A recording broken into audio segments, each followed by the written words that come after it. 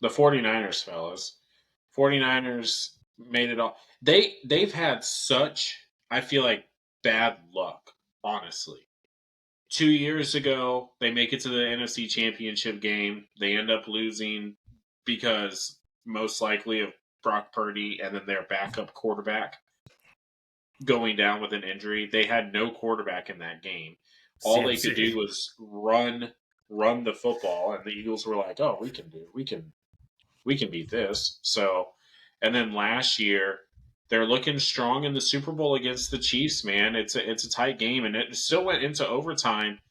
But they lost they lost Greenlaw, man, like right after halftime, and I think that was a big difference. Like It was a huge him loss. in him in the middle of that field is just you're gonna miss that. You're gonna miss that presence. But this is a good team. I mean, I don't know what's going to happen with Brandon Ayuk. Maybe they sign him, maybe they don't. But they still have weapons. Brock Purdy is a great fit for this offense with Kyle Shanahan, and he's a good quarterback. I mean, like we've got to stop asking the question like, oh, is Brock Purdy a top tier? Yeah, he is. Let's just say it. It's okay that Is Mr. he? Irrelevant. He Yes. is. No 100%. hesitation, yes. Yes, absolutely. This guy is he doesn't turn the ball over. He does exactly what a quarterback is supposed to do. Exactly what a quarterback is supposed to do. And he allows his team around him to just kind of take him to that next level. And that's fine. I mean, and then of course you got Christian McCaffrey. I mean, who's the lifeblood of this offense? I mean, them getting him from the Panthers was just like, what are we doing? And I'm going to say this. I know, especially from you two, I'm going to get a lot of hate for this. Oh, boy. But I recently came across a video, and when this guy talks about wide receivers, you need to listen. And he was talking about this draft pick, Ricky Pearsall, and he's going to be a good wide receiver in the NFL, and that was Steve Smith Sr.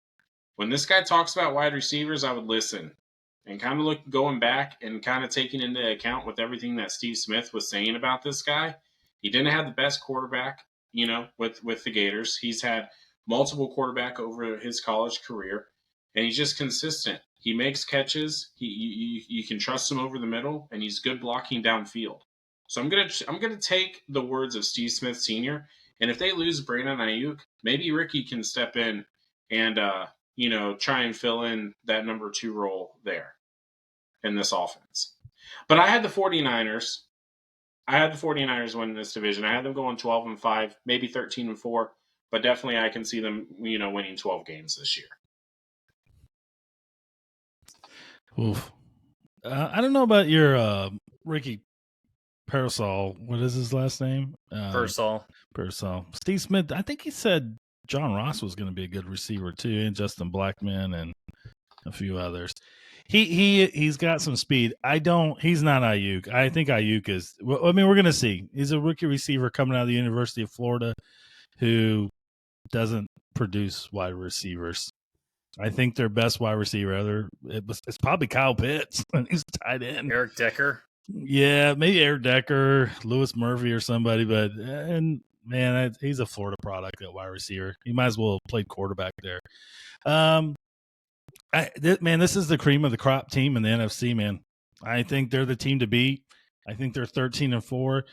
The defense is ridiculous. They get Leonard Floyd, Malik Collins in, Jordan Elliott comes in, Devondre Campbell. I mean, they lose Eric Armstead, Kinlaw, and Chase Young, but they replaced it with what they had. And David, they have your favorite player on the back end, Ufunga.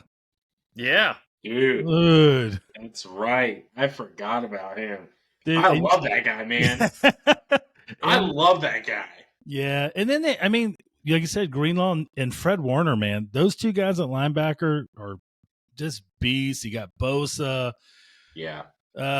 Dude, it just goes on and on with these guys. And Kyle Shanahan is a good man. He's good. Oh, he's a mastermind, dude. He's a genius. And then Purdy, the only thing that worried me with Purdy is when they did suffer, and I think it's probably, you could say that about most quarterbacks. What I'm going to say is he's a byproduct of what's around him. He's got a top tier offensive line, which is kind of common with top end quarterbacks. He's got McCaffrey, Ayuk, Debo, Kittle, and we'll see how Pearsall works out on there. But he did have some injuries to a few of those guys. And in that 3-game stint, they lost all their games.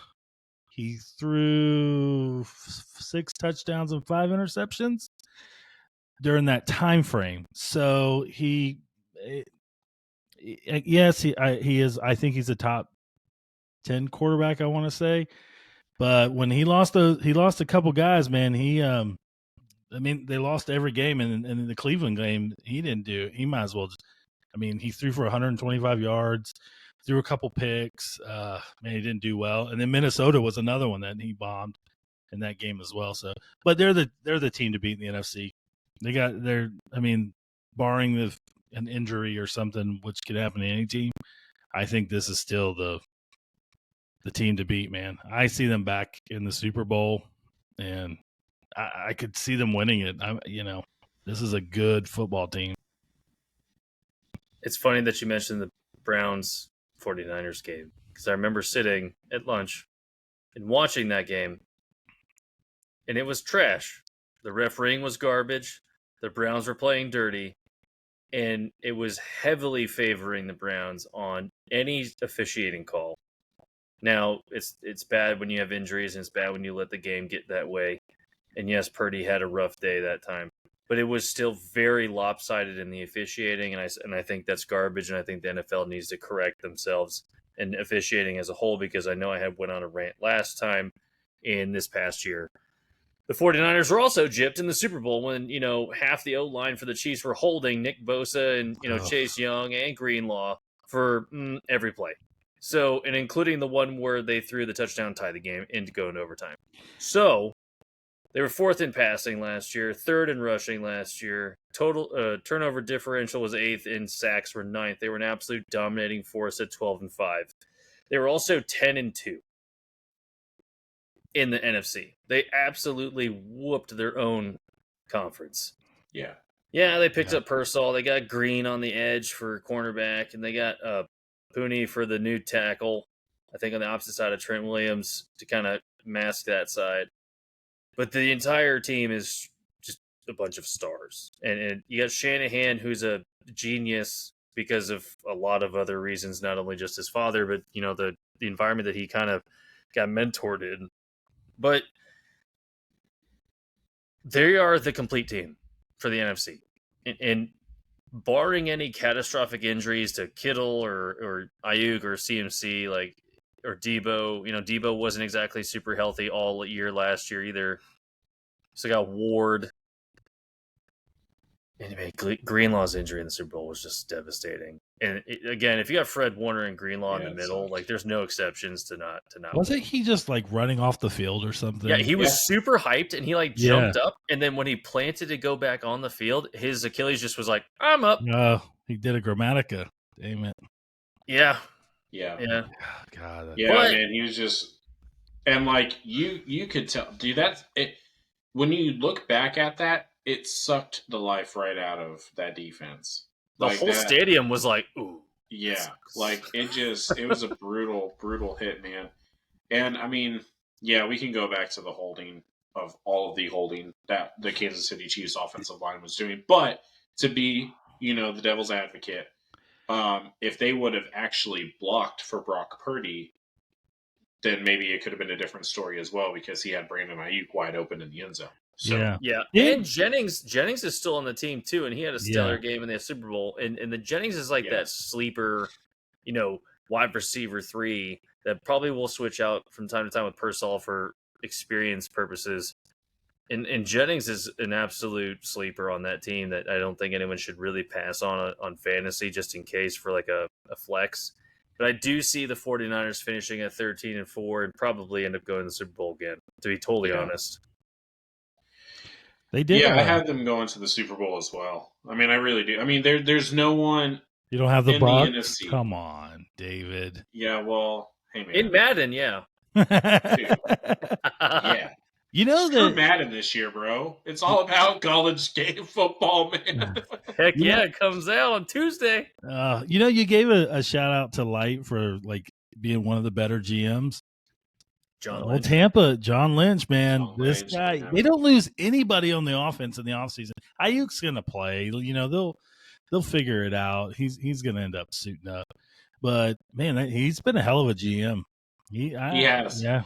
It's been really cool to see him have success as a longtime Bucks fan. You know, I mean, of course, I root for the success of Tampa first and foremost, but to see John Lynch and the success that he's been able to have out there in San Francisco, and you know, with Kyle Shanahan and that team, and I mean, like, I just like that team overall. I mean, like, who doesn't like the story of Brock Purdy, right? I mean, like, going from Mr. Irrelevant.